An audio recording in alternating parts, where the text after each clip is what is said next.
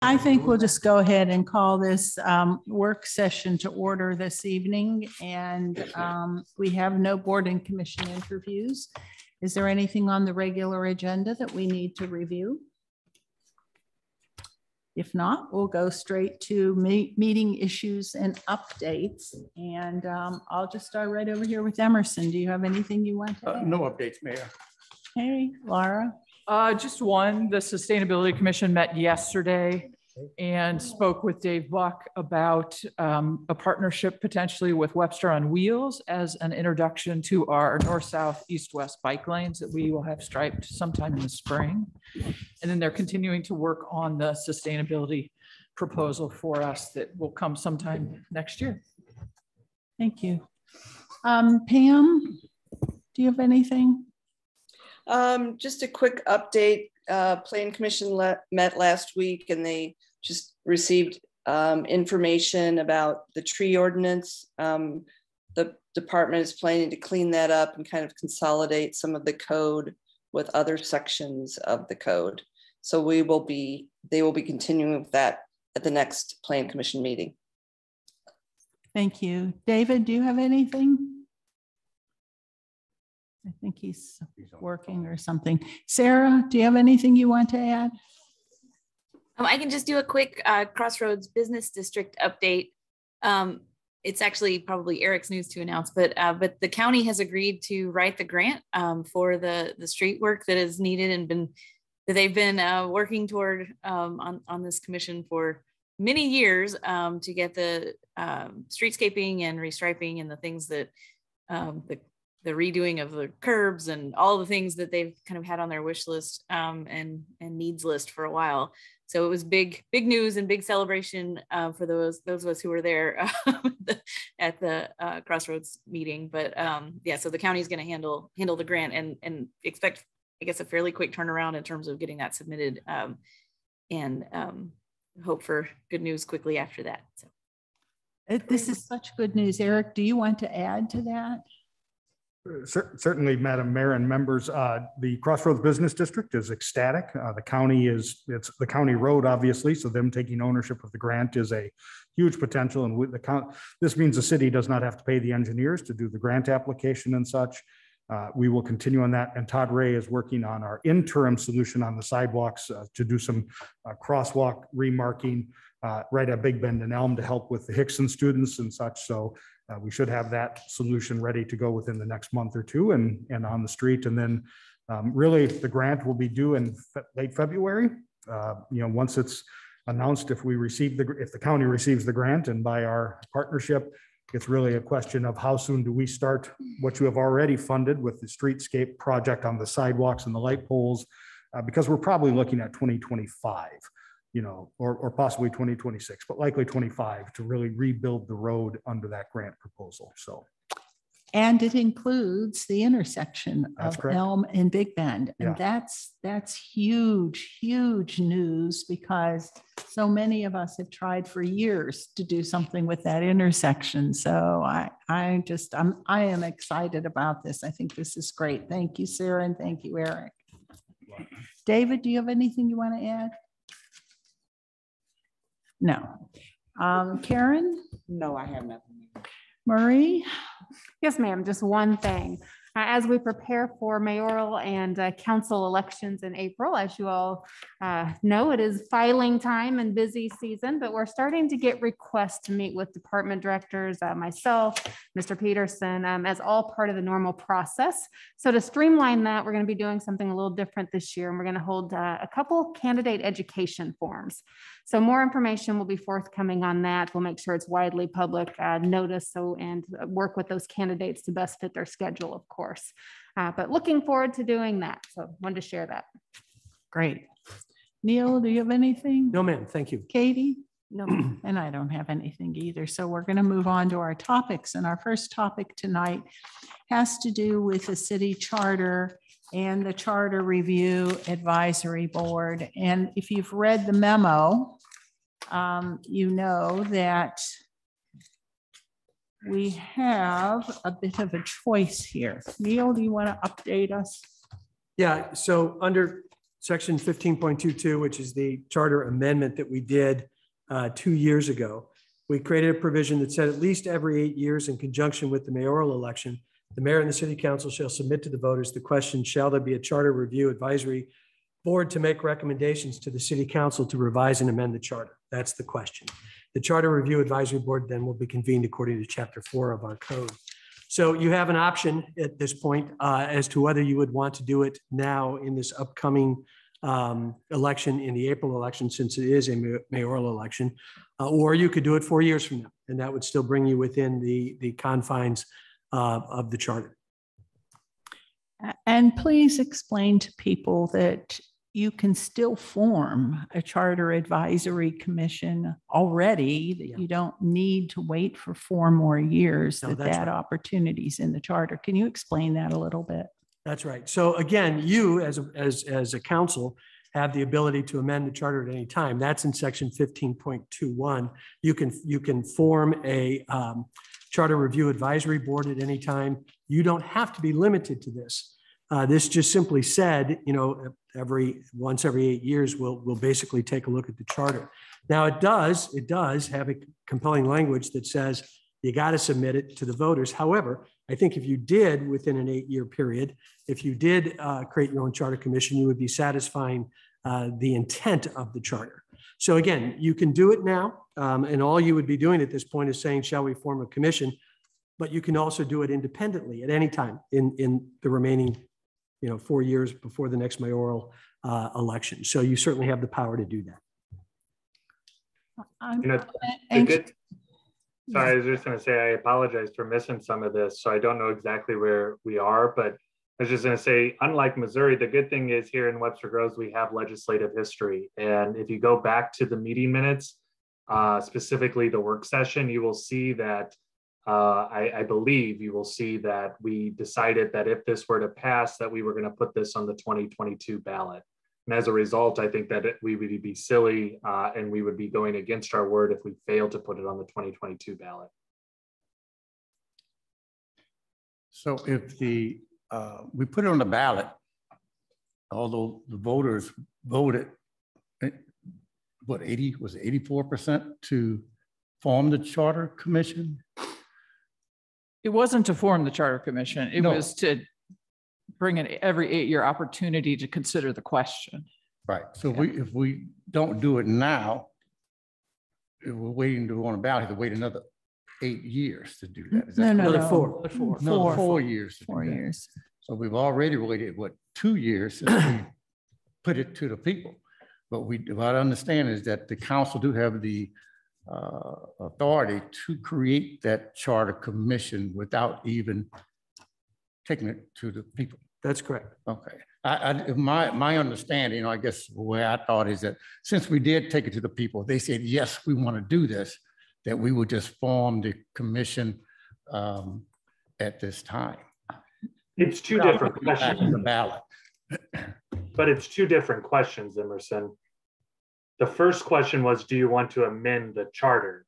The second question, now that we have amended the charter, is do you want to have a charter advisory commission? Okay, so it's a two-step process. Yeah. I'm not saying I'm not opposed. If you, for instance, Emerson, were to recommend or to motion that we set forth the paradigm in order to begin a charter commission, I'd probably vote in favor of that.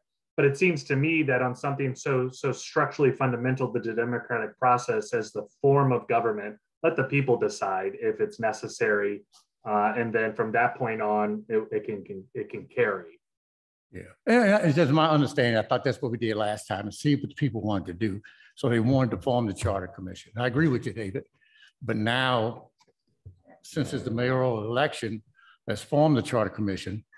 And if there are any changes that they want to put forth, then we put that to a vote to the constituents. I'm going to weigh in the opposite direction. I think there's so much on this April ballot, and that this community has been through a lot. I quite frankly would wait for 4 years, because we also have the opportunity to do this. We don't have to wait until this goes before the voters. And so that's kind of my thinking. So maybe since it's already on the ballot, don't put it on the ballot and just create the commission? I mean, we have the ability to create the commission if we want to. Oh, I'm in favor of that, just creating the commission and get them started. Don't know how long it's going to take them to do what they need to do. So there's a statutory limit, isn't there, on how long it can operate? In terms of that, once the commission, if we sent it to the voters said, yes, we want to have one, we appoint one and then a clock starts. Is that correct? Well, not exactly. It's once they make a proposal and it comes to you, then then the clock starts. But here's the one thing I would point out, and again, it's a procedural issue to be concerned with, but it's a cost issue as well. So if you put it to the public and they say yes, form a commission, and they then would say take a year to put something together, they may come up with amendments that you would then have to put on a ballot, and you might not otherwise have an election that's going on. So you will have a cost of a charter election. So I just simply point that out because there could be a rather significant expenditure attached to it depending on how you timed it. Neil, and correct me if I'm wrong, but I also interpret it in this manner that if we do not put it on this ballot and we call our own Charter Advisory Commission, I think we are probably still obligated to put that question on the 2026 ballot because of the charter language. Perhaps. And again, it could be a situation where, again, from my perspective, I don't know that anyone's ever tested that. Actually, in thinking about this, David, I think there is one case in St. Louis County having to do with the St. Louis County charter amendments. But I'm not sure that there's anything that's out there that would be right on point or dispositive to the issue. So the question that I'm suggesting is that if you, independently of the voters saying form a charter commission, would say form a charter commission, do you satisfy the intent of this particular article? I think you do. And I would say that because otherwise you've sort of got a redundancy, right? If you guys were to say, we're going to form a charter commission, we want to get this set up, why would you then also put it on a ballot? Right. So I think you satisfy the intent of it by forming a charter commission. I read this as simply saying once every 8 years, you got to have a charter commission or else have the public tell you they don't want you to. I agree that we satisfy the intent, but I think first the plain language is unambiguous, so we have to go with that. I mean, we're getting into legalese here, Neil, but I don't know. And I do, David. Yeah. Yeah. So again, I think that it's certainly up to you in one way or another, but I think if you called the Charter Review Advisory Board, if you formed your own commission in this regard, there would be no need to put it on the ballot. You've satisfied that issue. And the mayor makes a point. There's so much on the ballot now in this coming election with the school district and with the city. I don't know what else it might be out there. It might be kind of busy. Okay. I think the school district are doing their elections a little bit different this year, if I'm not mistaken. They have one open space, one open seat, and they're applying for that one open seat to finish that remaining term. And then they got 2 other open seats. So that's going to be confusing as it is. Mm-hmm. So my recommendation is we have a very smart public. This is not confusing. They know what they're doing. I think just I think it's kind of disingenuous to say the public doesn't understand what's on the ballot. This is do you want a charter commission? The more difficult part is actually amending the charter. That is going to take some education. This part is not difficult. They can understand this and also vote on the candidates regardless of council or anything else that's on the April ballot. Okay. I recommend we do the charter commission, appoint it ourselves. Don't put it on the ballot. Lauren, Karen, and Pam, and Sarah, can you weigh in? Well, Jerry, I want to ask you, was your concern the load or the understanding of what this was? I just think there's a big load. And when you start talking about messing with the charter, whether you just add another level of controversy. And do you think, I just would like to know, are you thinking that it would be less of a load if we just decided maybe after April to form one automatically? Either that or put this on the 2024 ballot. That or the. Okay, whatever it is. okay. Yeah, I'm just trying to think big picture of the whole thing. Mhm. I guess, given this discussion, I mean, I have a similar concern in that we have been through as a community over the last 6 months, a whole bunch of discussion and debate, and I'll be honest, vitriol in some places. And and David, I take your point that we do have a very well-informed and educated public, but I also would like something as serious as the charter process to be one that is grounded in facts and discussion. And the political scientist in me worries about the conditions we're operating in right now of having that kind of serious discussion. Frankly, I'm a little ambivalent. I can see going to the ballot now because I understand what you're saying about when we sent this the last time, about every 8 years, the expectation was, I think, that if it passed, we'd send it forward. I would also remind us that not everybody who made that decision still is on the council. So there's some people who didn't get to participate in that choice. But I do think that we're in a heightened environment right now. And part of me wonders if that's the best time for us to really consider the charter. We will also have really mixed feelings about this. Yeah. Mm-hmm. I as well. We also potentially have the use tax. Yeah. The use tax. I would argue the converse, right? We have an engaged citizenry right now. They're engaged in what's going on in Webster Groves and their city government and also their school district, the school board. I think now is the best time. We have people that are interested that had never been interested before. We have people that want to know what's going on with their government, and there are also people that want to know how they're being governed. I think this is the best time to get the best polling from the citizenry as to how they want to be governed. Do they want a change? And also, let's not forget, like, I agree, Laura, this is going to be a very, very fact and historical intensive debate when we get to the opening the charter, if the voters were to vote on it. But I think that that argument, those arguments is what the community is desiring or needs right now in order to show that the government's listening, that their local government is being effective and efficient in governing in the manner that the citizens want. Karen and Sarah, we haven't heard from you. Well, so nope, I was not on the council when, yeah. And I'm just trying to make sure I understand. Am I not on? I can hear you. Okay, I'm just trying to make sure I understand that when this was on, what was on the ballot before and the citizens voted on was to have us consider a charter review every 8 years? Yeah. Okay. And so we're saying now 4 years have passed? Two have passed since then. And we can either ask, and so that decision gave us the authority to be able to form a charter commission? Well, you had that authority pre-existing the change. We always All this did was say, at least once every 8 years, you've either got to form one or put it out to the public. Okay, so the question here is, do we go ahead and form one, or do we put on the ballot to put it? And when do we put it on the ballot? And when do we put it on the ballot? It depends upon the charter commission's work. Right. You know, I don't know if there's a timeline once that commission starts when they have to put something forth, but we have to put it on the ballot for them to get it passed anyway.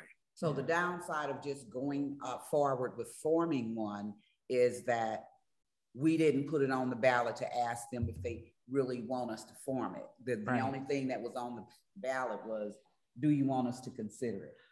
So I think it's a little bit different. I think it's what we put on what the charter amendment did was say that once every 8 years, if you as a council don't do something, then it's got to go to the people, and it's got to be in tandem with the mayoral election. It's got to go to the people to decide whether or not you should do something. My opinion would be, if you take action and form a commission, you don't have to put it on a ballot. because you've done it. And it would restart the clock.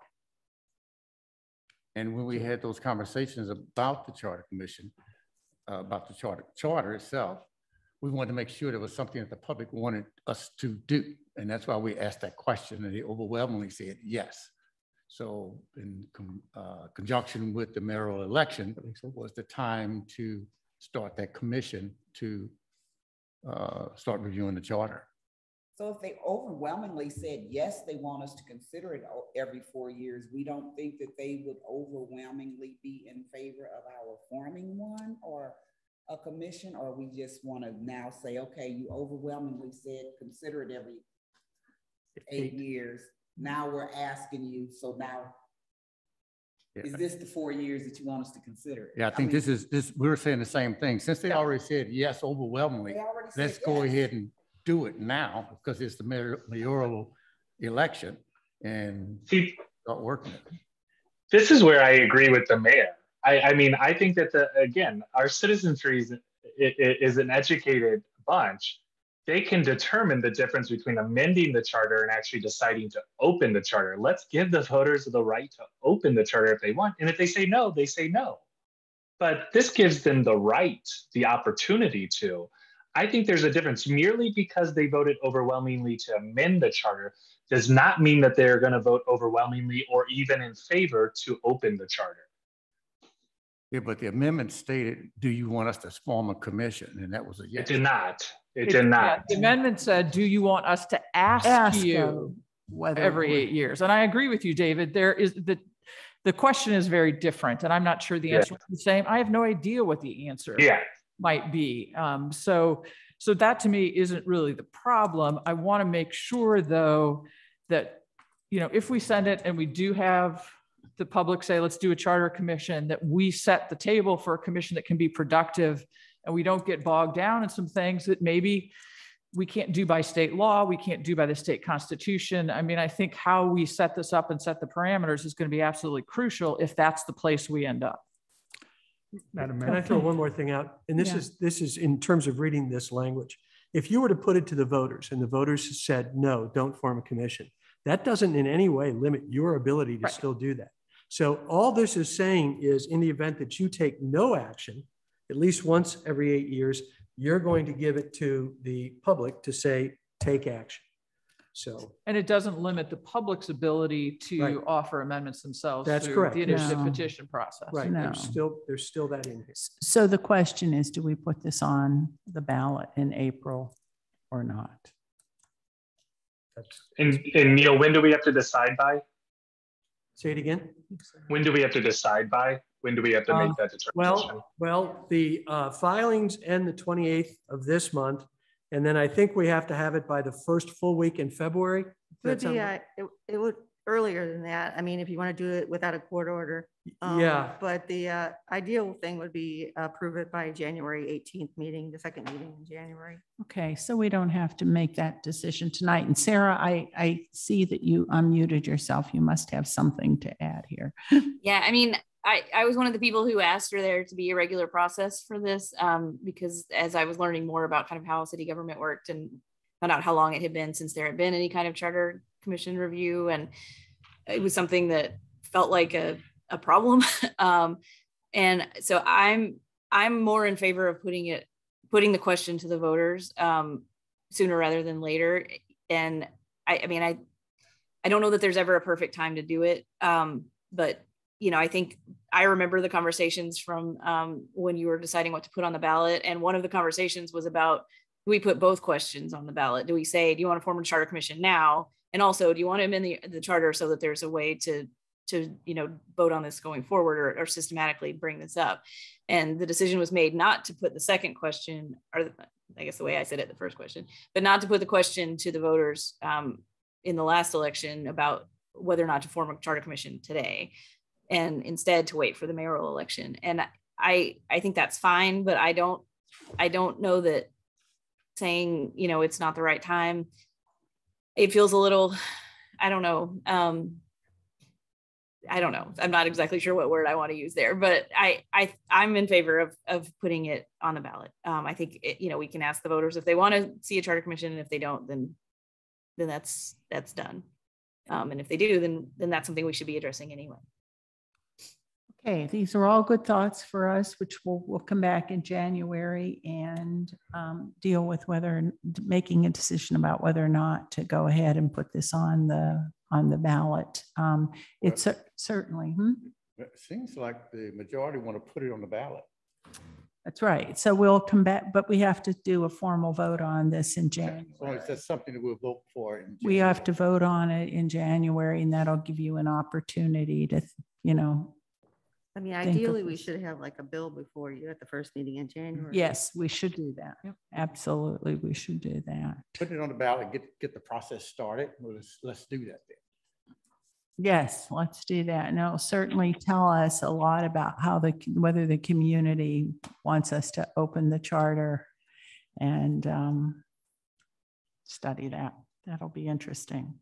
All right, let's go on to Proposition U, Education and Budget. And Jenny's going to tell us a little bit about this. Hi, yes, you guys should have received, and it was emailed to those who are Zooming in, but there's a document that just gives a little bit of a background about the use tax. And I know that it was on the ballot and narrowly lost last year, but this is a different version of it. So Prop U, of course, will institute a local use tax on online purchases made from out-of-state corporations. And the use tax is equal to the local sales tax of 1.5%. And we see it as leveling the playing field for local businesses.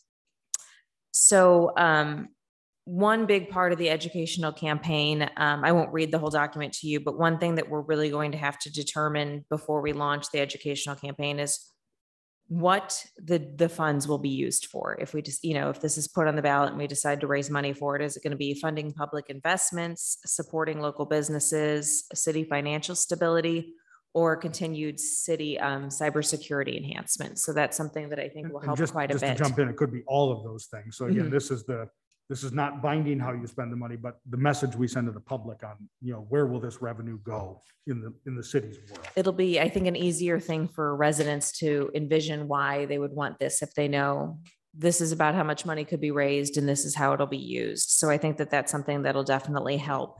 But when we promote it, we really want to support the fact that Prop U is supporting Webster Grove's merchants, that, if you're going to buy a couch on Overstock and not pay tax, you could also consider Green Goose or, some of the other stores that are in Webster Groves that sell these same things. So it really is a good way to help local businesses be competitive with the larger online businesses.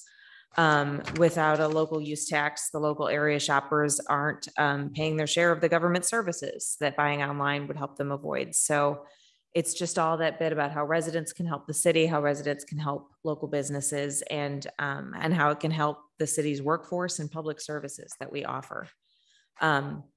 Some of the secondary themes, of course, is that we're going to have to talk about the fact that it's the same rate as our local sales tax, but also we really want to send home that it is not the same as the April 1st one, because we don't want people to say, well, we voted against this and we don't like it. And why are you bringing this to us again? It's a different, it's set up differently. There's no self-reporting. It's going to be a lot easier for residents to take part in.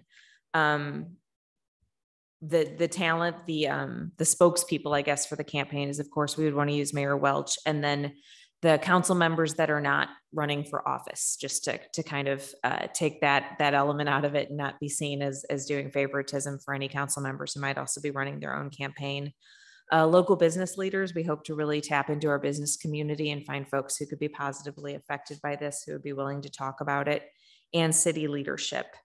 And we've got a variety of different tactics below that we can do and work on. And that's kind of, then the last page is the budget, and that's how that all comes in.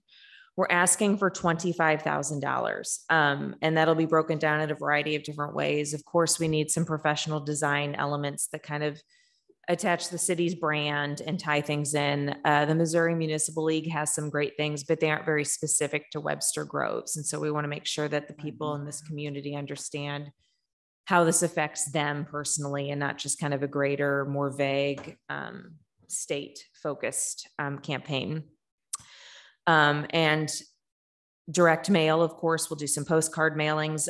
One thing that'll be kind of unique about this informational campaign that we weren't able to do for Prop 1 is that we are now approved through Facebook. You have to apply and get approved, and they have to send you documentation that I had to fill out and send back to do campaign ads. That was not in place for the last campaign. Actually, I believe election week, I got the document from Facebook saying you can now do campaign ads. So it was a little too little at that point, too late, but we can now do that for this campaign. So that allows us to do Facebook advertising and also some digital web advertising that can really target in residents of Webster Groves and business owners of Webster Groves, and just really geotag folks to make sure that the people who are seeing our ads are those who will be voting. Community outreach, we're already agreeing to sponsor 2 chamber events. That'll be a good way to reach the business community of Webster Groves, and those of course have a cost to them. And then hopefully an information session or a town hall or some sort of a program that we can do for residents. Print advertising, as we know, is always important, and Webster Kirkwood Times is a great way to reach the largest amount of residents who are interested in community issues. And then of course, yard signs. I think we've seen that yard signs are an important part of public awareness and can really affect a campaign. So maybe doing some yard signs and postcards and handouts and different things like that. Madam Mayor, if I could just jump in and add a little bit of context. So we do not anticipate seeing a community group, i.e. a political entity, jump up and become a vote yes on Prop U. I mean, I don't see an organic group forming there. I may be wrong. So I think really the city's educational campaign, while certainly we can't say vote yes, vote no, is going to be the main driver of information about what Prop U is, should you vote to do this, and what the use tax is and what it means. So this is a bigger campaign than Prop 1, because obviously I think there were political entities on both sides that you could say were involved in that campaign. We don't anticipate seeing that. We've talked to some businesses, and they're certainly supportive, but they're not lining up to start a whole political campaign committee for this proposition. So with the last use tax campaign, when that was up, I know that the chamber did endorse the use tax for Rock Hill, which of course passed, and then ours, which did not. So I would expect or hope that the Chamber of Commerce would kind of endorse the use tax, but I don't see them being a big driving force for a vote yes campaign. Why not? Why won't the chamber spend money? I think it just comes down to their budget and funding and what they could do.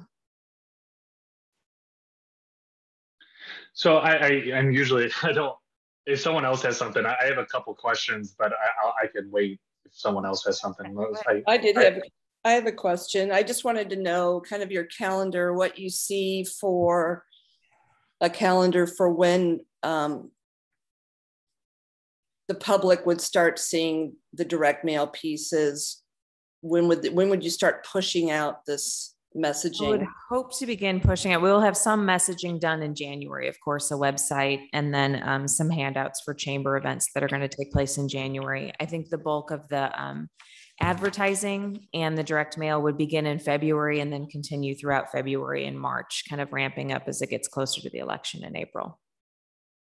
Also lining up with the registration deadline to find the universe of registered voters, and utilize that potential.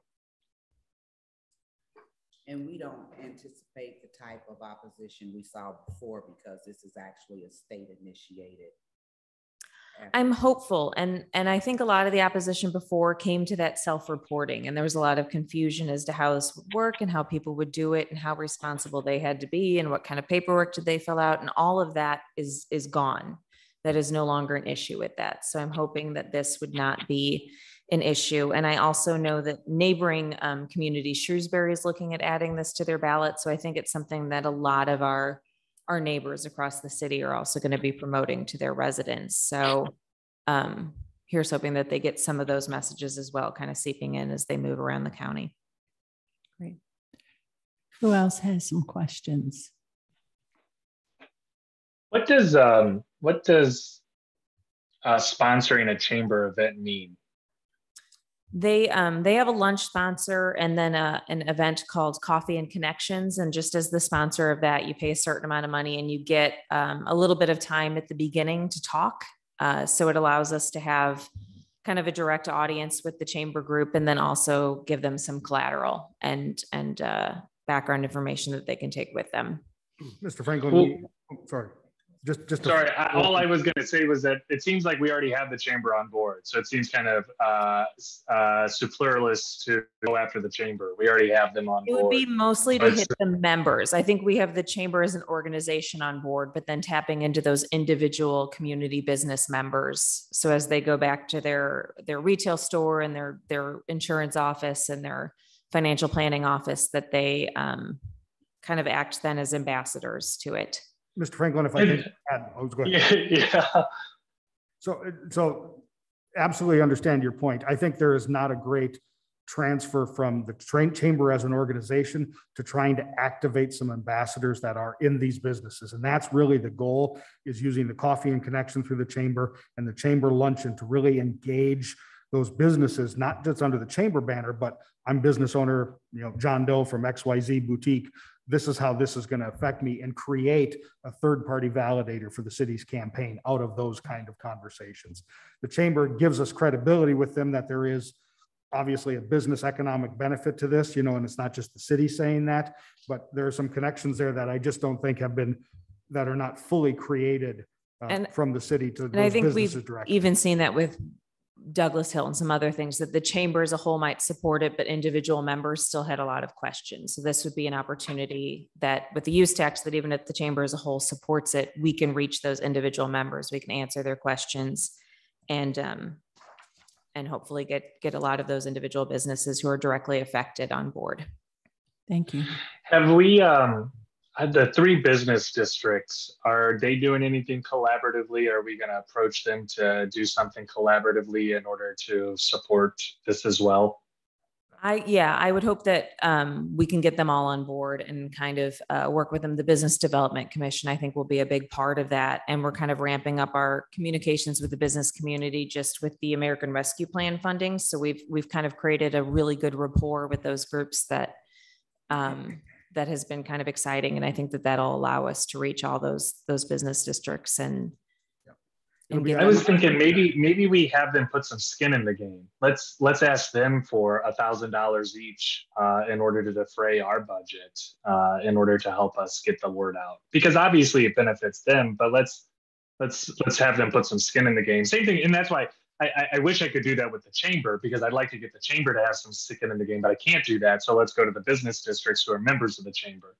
So, Mr. Franklin, I appreciate that. I think there is the problematic piece is that I don't know that the business districts, because of the regulation around their restricted funding, can put money in towards a communication effort, even about the education. I can check on that. So, but there are restrictions, and that's why they're a designated fund and under the statutory construction that they're created under, about what their funds can be used for. So Neil and I would need to spend some time before we authorize to transfer out of those funds. So understood. I just would mention that I don't know that Crossroads will see the same kind of benefit from this that some of the other business districts might, but also that they were very supportive the first time around with this in terms of like getting yard signs put out and getting literature handed out and things like that. And I'm sure they'll support in other ways, but I don't know that I would expect them to contribute, I guess, financially to this. I think it's a difficult, the only thing that I could see is that they have created their budgets for the year. And I know that the bulk of their budget was just used for holiday advertising. I know for some of the districts that they that was their big spend of the year and they just spent it. So I think that's the difficult, is just the timing of it. Yeah, I think getting them on literature and yard signs and advocacy efforts, I think is the best way to go with them. I wanted to return to the original thing that Jenny and Eric were talking about, and which is if this were to pass, where the revenue goes, because I think that was a major concern of a lot of citizens last time, and I don't know if we've had a full comprehensive discussion as to where this council stands on where the revenue should funnel to if it were to pass, and whether we should be making a more concrete statement or resolution indicating where the money would funnel to if it were to pass.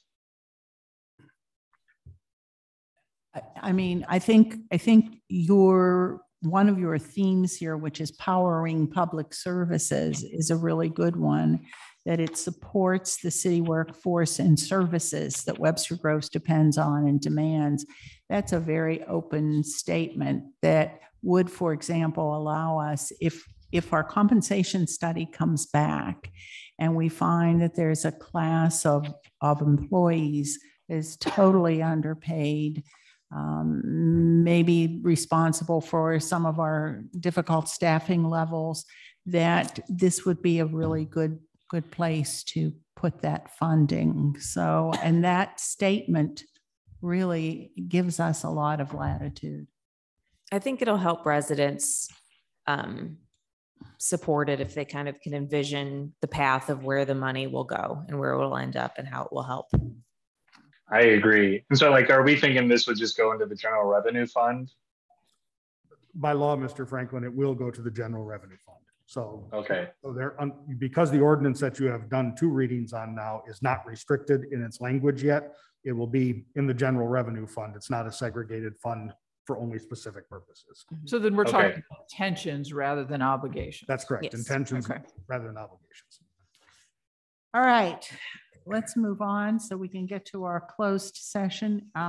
We have a request to amend Chapter 42, the Liquor Code. And Katie, tell us what this is in simple terms. Yes, Mayor, just briefly, as you saw in your backup, the owner of Gas Mart has asked that the liquor code be amended to allow convenience stores with gasoline be allowed to sell all types of liquor as opposed to the current regulations, which just allow beer and wine sales.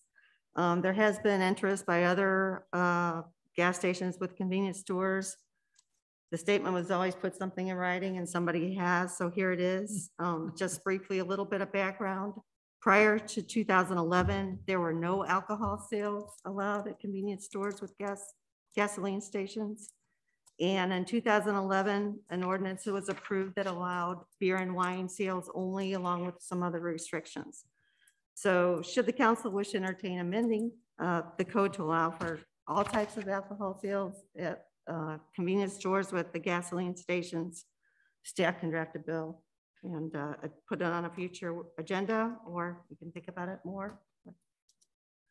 You know, so the general manager of the BP approached me about this because I was in there one day and he recognized me and he was asking me about this. And so we started talking and he indicated to me, he's like, look, over the past year and a half, Schnucks is now closing at 9 or 10 p.m. every night, and residents are looking for hard alcohol, and they have to go to a different city in order to pick it up because there's no other place in Webster Groves that they can purchase it from. So he's like, it's just another avenue for us as a business to create more revenue and then also create more tax revenue for the city of Webster Groves. His intention, and he's obviously not, I don't think, speaking for all gas stations, but he obviously just wants more of the packaged liquor, the small bottles. He doesn't want to carry the larger fifths or anything like that, just due to liability and any potential crime that might arise from it. So his thought is just kind of cover his bases so he can have some liquor when Schnucks is closed and that people are looking for it and go from there. Sure. Yeah, and I have spoken several times to Mr. Abdel-Jabbar, and thank you, Katie, for facilitating the getting this in writing. And his statements are very similar to what David just said, and that is, with grocery stores changing their hours, that means more limited opportunities. This is by no means anybody want this to become their central business. It's just they see it as an opportunity in the market. And if I remember reading correctly, their business can only be what, 25% of their overall sales? Right. Yeah. So is there anybody opposed to this? Like the police chief? I did make him aware of it, so.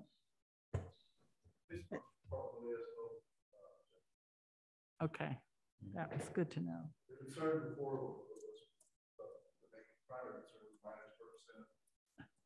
The guardrails and checks and balances from the state liquor license control implements as well, and the training are much stricter now. I think they're looking at 98%. Okay, Mayor, could you repeat that quickly for those on Zoom? Yes, please. So the police department said they have no major concerns with this, and that the guardrails that are around sale to minors have been updated and are well in place. Is that correct? Accurate? That's correct. Okay, there you go. That's the. And the regulations call for everyone to have the server training for the station. Good. Okay. So is anybody objecting to this? Then Katie, I guess we'll need we'll draft a bill. Draft a bill for the next council meeting. Yes, everyone's on board. Good. Yeah, it seems like everybody's on board. I don't see anybody who's objecting to it. Thank you. All right. This gives us about 15 minutes to do a quick executive closed session. I don't know if anybody is ready to make any appointments to boards and commissions tonight. We do have one person, John Burse, who is on the Board of Adjustment as an alternate member and would like to be made a regular member. Would anybody oppose that, or shall we go ahead and make that appointment? I think we can make that. Why are we not talking about the PCEB vacancies and those people that we've interviewed? We're getting there. The first one that on my list is the Board of Adjustment. Got it. Okay. No, okay. Anybody object to moving John Burse from a alternate position to a regular position? All right. Then if you don't object to that, we'll announce that tonight. We also have a recommendation from the Chamber of Commerce.